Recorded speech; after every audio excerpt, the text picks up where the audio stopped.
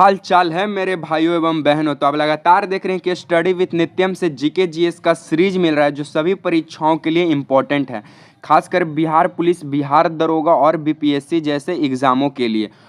तो आप लगातार देख रहे हैं कि स्टडी विथ नित्यम चैनल से जीके का जीएस का 10 सीरीज यानी 10 क्वेश्चन लगातार कराया जाता है और ये 10 क्वेश्चन जो है 50 क्वेश्चन के बराबर होता है। यहाँ पे जीएस का दमदार डिस्कशन होता है। अगर वीडियो पसंद आता है तो लाइक शेयर एंड सब्सक्राइब करना ना भूलें। तो एक इम्पॉर्टेंट कोट से शुरुआत करते हैं कि रख हौसला वो मंजर भी आएगा, प्यासे के पास चलकर समंदर भी आएगा, थक के ना बैठे मंजिल के मुसाफिर, मंजिल भी मिलेगी और मंजिल मिलने का मजा भी आएगा। तो चलिए समय को बर्बाद न करते हुए सबसे पहला सवाल से शुरुआत करते हैं। सबसे पहला सवाल कहता है कि नासिक शहर किस नदी के किनारे स्थित है। ऑप्शन ए है Gomti, option B Ganga, option C Yamuna, option D Godavari. तो जो नासिक शहर है ये गोदावरी नदी के किनारे स्थित है।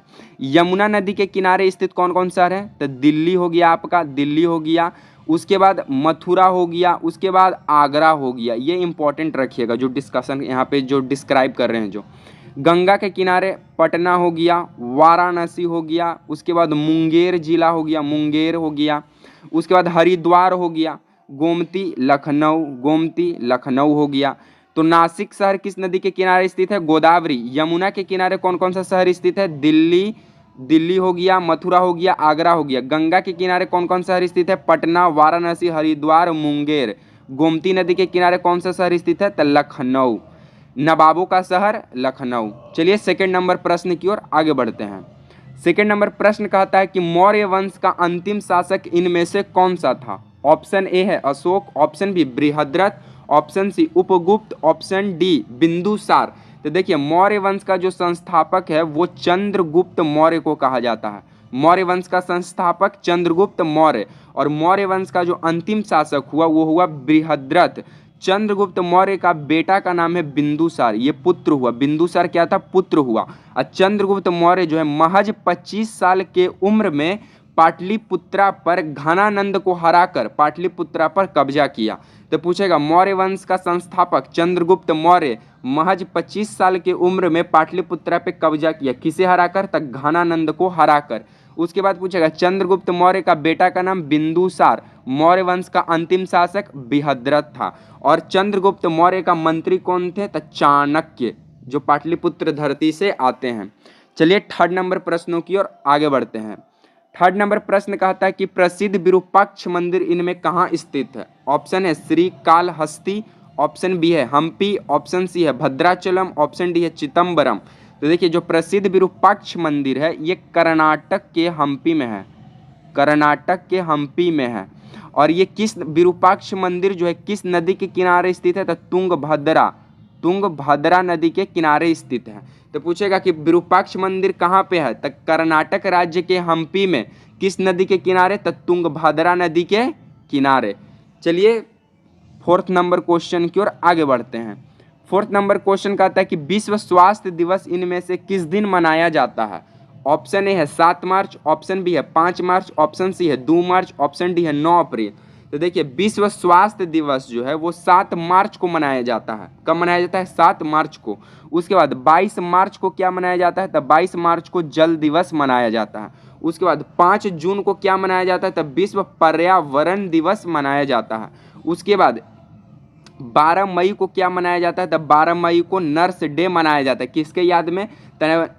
लेडी विद द लैम्प यानी नाइटिंगल के याद में। किसे? Lady with the lamp Florence Nightingale के जन्म दिवस के रूप में। उसके बाद 9 अप्रैल को क्या मनाया जाता है? तो शौर्य दिवस मनाया जाता है, शौर्य दिवस 9 अप्रैल को। चलिए 5 नंबर क्वेश्चन की ओर आगे बढ़ते हैं। 5वां क्वेश्चन कहता है कि सांबर लवन झील इनमें कहाँ स्थित है? ऑप्शन ए है मध्य प्रदेश, ऑप्शन बी है राजस्थान, ऑप्शन सी है हिमाचल प्रदेश, ऑप्शन डी है कर्नाटक। तो जो सांबर झील है ये राजस्थान में स्थित है और भारत का ये सबसे बड़ा लवणीय झील है। भारत का सबसे ज़्यादा लवणीय झील कौन सा है? सांबर झील। कहाँ स्थित है? राजस्थान में। राजस्थान में और कौन कौन झील स्थित है? तो सांबर झील हो गया, देवर झील हो गया, देवर झील, सांबर झील, देवर झील, राजसमंद झील, राजसमंद झील, जायसमंद झील, जायसमंद झील। हिमाचल प्रदेश में कौन सा झील स्थित है? तो हिमाचल प्रदेश में आपका ये हो जाएगा गोविंद सागर, गोविंद सागर कहाँ, हिमाचल प्रदेश में। मध्य प्रदेश का जो भोपाल है इसे झीलों का शहर कहा जाता है। मध्य प्रदेश का भोपाल को झीलों का शहर कहा जाता है। चलिए 6 नंबर प्रश्नों की ओर आगे बढ़ते हैं। 6 नंबर प्रश्न कहता है कि सबसे पहले रेलगाड़ी भारत में किस वर्ष चलाई गई थी। ऑप्शन है 1953, option B 1873, option C 1885, option D 1845।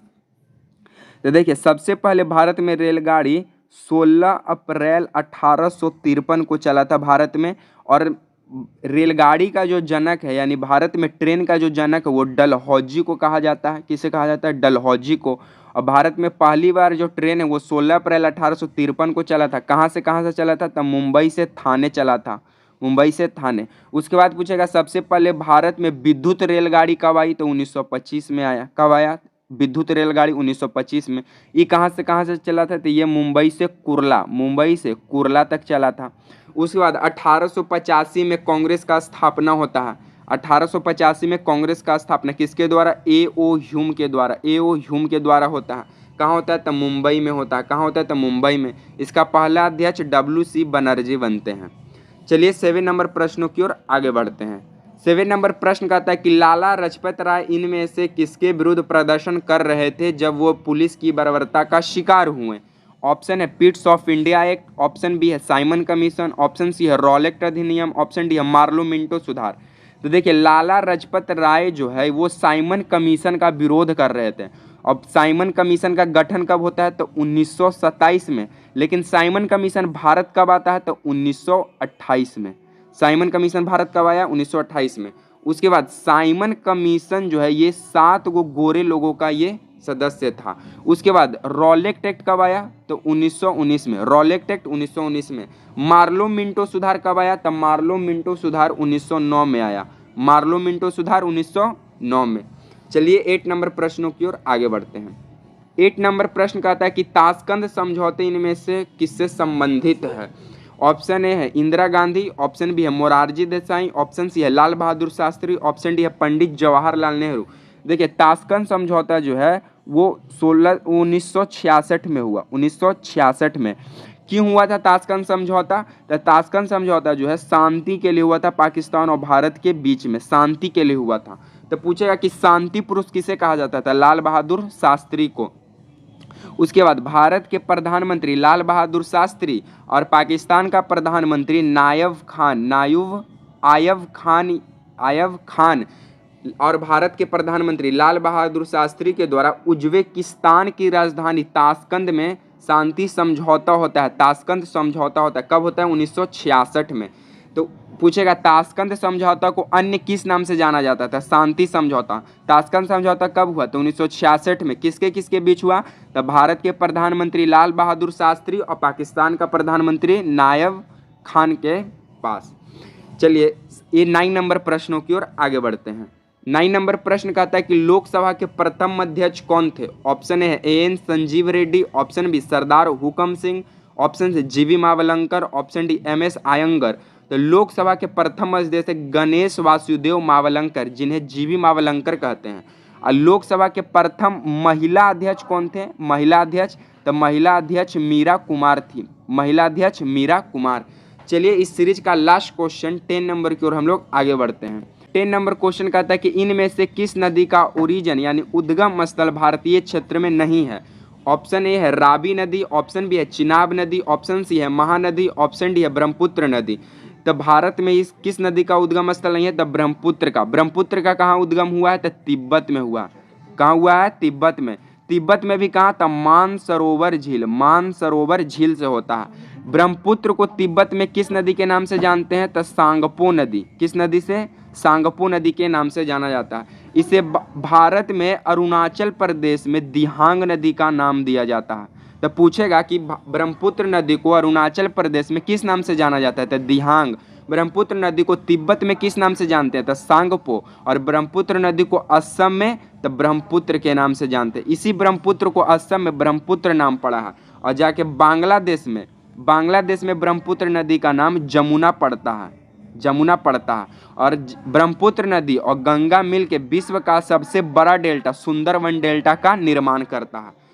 तो इनमें किस नदी का ओरिजिन उद्गम स्थल भारत में नहीं है? तब ब्रह्मपुत्र नदी का। तो आप देखें, आपको वीडियो देखने से ही पसंद आ गया होगा कि यहाँ पे 10 क्वेश्चन जो है 50 क्वेश्चन के बराबर है। और यहाँ पे जीएस का जो जिस तरह डिस्कशन हुआ, आप सामने है वीडियो, आप देख सकते हैं। तो इसी तरह हमको इस प्यारे यूट्यूब चैनल पे जीके जीएस का सीरीज मिलते रहेगा। अगर वीडियो पसंद आता है तो लाइक शेयर एंड सब्सक्राइब करना ना भूलें। मिलेंगे नेक्स्ट वीडियो में, तब तक के लिए आप सभी को जय हिंद।